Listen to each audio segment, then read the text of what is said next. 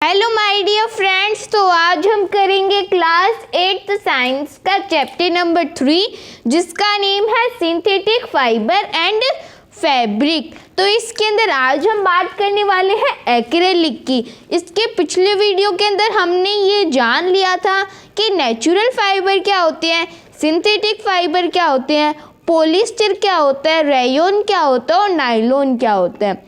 इसके अंदर हम एक्रेलिक की बात करेंगे। तो acrylic fibre are made from polymer. जो एक्रेलिक फाइबर है वो किससे बनता है? वो पॉलीमर से मिलके बनता है। किससे? पॉलीमर से। कार्ड पॉलीएक्रेलोनिट्राइल, और उसे हम क्या बोलते हैं? पॉलीएक्रेलोनिट्राइल। किससे मिलके बनता है? वो पॉलीमर से मिलके बनता है। तो उस पॉलीमर को हम पॉलीएक्रेलोनिट्राइल बोलते हैं। फाइन, अब हम इसके बारे में थोड़ा और जान लेते हैं। It was first developed in the mid 1940 but it was only produced in large quantities in the 1950। तो ये जो फाइबर है एक्रेलिक, ये सबसे पहले कब प्रोड्यूस किया गया था? मिड 1940 के अंदर। मतलब 1940 के अंदर ये सबसे पहले प्रोड्यूस किया गया था। लेकिन 1940 के अंदर जब ये प्रोड्यूस किया गया था तब लोगों को इसके बारे में ज़्यादा जानकारी नहीं थी। तो क्या हुआ? It was only produced in large quantities in 1950। 1940 के अंदर लोगों को इतनी जानकारी नहीं थी, लेकिन 1950 के अंदर ये जो है ये बहुत ज़्यादा पॉपुलर हो गया। और 1950 के अंदर इसका जो प्रोडक्शन है वो बहुत ज़्यादा हुआ। इसका प्रोडक्शन बहुत ज़्यादा हुआ। किसका? हम एक्रेलिक की बात कर रहे हैं। तो 1940 के अंदर ये पहले आया था पूरे वर्ल्ड के अंदर, और 1950 के अंदर ये जो है ये सबसे ज़्यादा प्रोड्यूस हुआ। Acrylic is a synthetic wool. Acrylic को हम क्या बोलते हैं? सिंथेटिक वूल। जो रेयन है उससे हम सिंथेटिक सिल्क बोलते हैं, और एक्रेलिक को हम सिंथेटिक वूल बोलते हैं। हमारे जो कारपेट होते हैं, जो कंबल होती है, जो हमारे सॉक्स होते हैं और जो हमारे हैंड ग्लव्स होते हैं, ये सभी एक्रेलिक से ही मिलके बनते हैं। हमारे जो सॉक्स, हमारे जो ब्लैंकेट, हमारे जो कारपेट और हमारे जो ग्लव्स, ये सब किससे मिलके बनते हैं? ये सभी एक्रेलिक से मिलके बनते हैं। चीपर देन नेचुरल वूल। और हमारा जो भी नेचुरल वूल होता है, जो हमें प्लांट्स और एनिमल से मिलता है, वो तो बहुत ज़्यादा महंगा होता है। लेकिन जो एक्रेलिक है ये मशीन से प्रोड्यूस किया जाता है, तो इसी कारण ये बहुत ज़्यादा चीपर होता है। चीपर देन नेचुरल वूल। ये नेचुरल वूल से चीपर होता है। Available in variety of colour. और ये जो एक्रेलिक है ये अगर हम ऑरेंज कलर के अंदर चाहे तो ऑरेंज कलर के अंदर हमें मिल जाएगा, पिंक के अंदर मिल जाएगा, ग्रीन के अंदर मिल जाएगा, ग्रे के अंदर मिल जाएगा।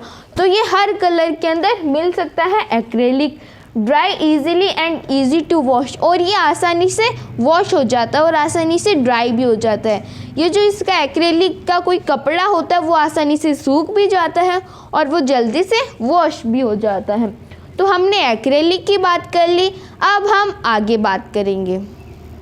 तो अब हम बात कर लेते हैं कैरेक्टरिस्टिक्स ऑफ सिंथेटिक फाइबर। मतलब जो सिंथेटिक फाइबर होता है उसकी कौन कौन सी कैरेक्टरिस्टिक्स होती है। तो पहले तो हम उसके एडवांटेजेस देखेंगे और बाद तो हम इसके एडवांटेजेस भी देखेंगे और डिसएडवांटेजेस भी देखेंगे।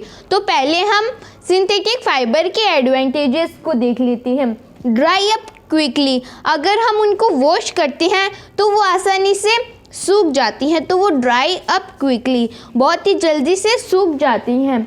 Less expensive.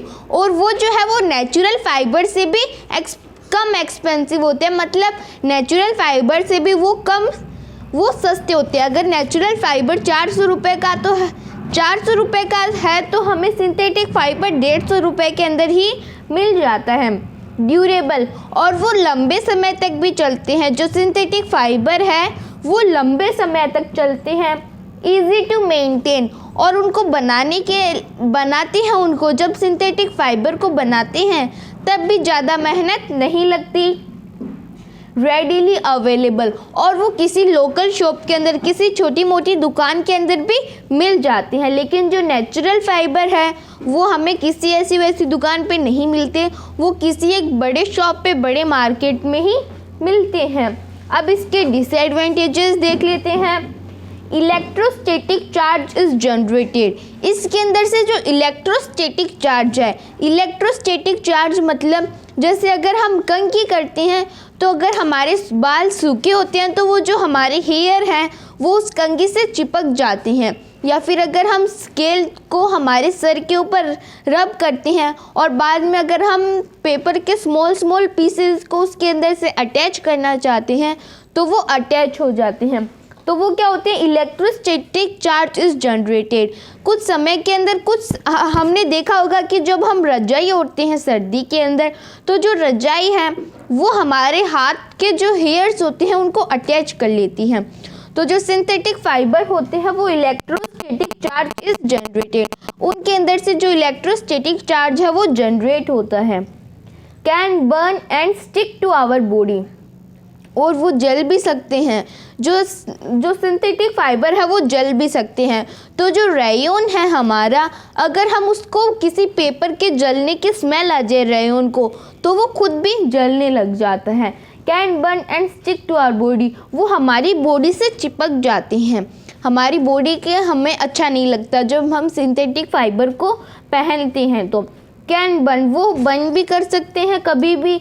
अगर हम सिंथेटिक फाइबर को किसी ड्रेस को पहन के अगर हम किचन के अंदर या फिर किसी आग वाली जगह के अंदर जाते हैं तो वे दूर से ही क्या आग पकड़ लेते हैं। नॉट स्किन फ्रेंडली ऑलवेज, और वो हमारे स्किन के भी फ्रेंडली नहीं होते। अगर हम सिंथेटिक फाइबर को पहनते हैं तो किसी को अच्छा नहीं लगता क्योंकि वो स्किन फ्रेंडली नहीं होते। तो हमने कैरेक्टरिस्टिक्स ऑफ सिंथेटिक फाइबर की बात कर ली, अब हम आगे बात करेंगे। तो अब हम बात कर लेते हैं प्लास्टिक की। हमने एक्रेलिक भी पढ़ लिया, रेयन भी पढ़ लिया, पॉलिस्टर भी पढ़ लिया और नायलॉन भी पढ़ लिया, और हमने देख लिया एडवांटेजेस ऑफ सिंथेटिक फाइबर और डिसएडवांटेजेस ऑफ सिंथेटिक फाइबर। अब हम प्लास्टिक की बात करने वाले हैं। तो जो प्लास्टिक है, plastic materials are available in all possible shapes and size. जो प्लास्टिक होती है वो हमें जितने भी प्रकार के हम देखते हैं, जैसे मान लो कोई एक स्मॉल कार है, हमें प्लास्टिक की कार वो भी मिल जाएगी, उस शेप की भी मिल जाएगी। हमें प्लास्टिक की कार हमें प्लास्टिक ज्योमेट्री बॉक्स के रूप में भी मिल जाता है, हमें प्लास्टिक हमारे लंच बॉक्स की तरह भी मिल जाता है, और हमें प्लास्टिक बकेट की तरह भी मिल जाता है। मतलब जो प्लास्टिक है वो हर शेप का होता है। Plastic materials are available in all possible shapes and size. अगर हम कोई इतनी छोटी चीज़ बनाना चाहे तो हम उससे इतनी छोटी चीज़ भी बना सकते हैं, अगर हम उससे इतनी बड़ी चीज़ बनाना चाहे तो हम इतनी भी बना सकते हैं। मतलब जो प्लास्टिक है वो जितने भी शेप्स हैं उन सभी के अंदर कन्वर्ट हो जाता है, और जितने भी साइज हैं उन सभी के अंदर कन्वर्ट हो जाता है। Plastic is a synthetic polymer. जो प्लास्टिक है वो क्या है, सिंथेटिक पॉलीमर है। मतलब वो बहुत सारे मोनोमर्स को जोड़ के बना हुआ है, but their arrangements can be different. लेकिन उनके जो अरेंजमेंट्स होते हैं वो अलग होते हैं। जैसे मान लो कुछ तो ऐसे लीनियर पेयर के अंदर होते हैं, तो ये तो लीनियर लिंक्ड है, मतलब एक पॉलीमर फिर एक पॉलीमर, ऐसे ये लीनियर लिंक्ड है। और कुछ क्रॉस अरेंजमेंट्स होते हैं, पैरेलिनियर, फिर उनके साथ में ऐसा ही और जुड़ा हुआ, ऐसे यहाँ पे भी कर सकते हैं हम।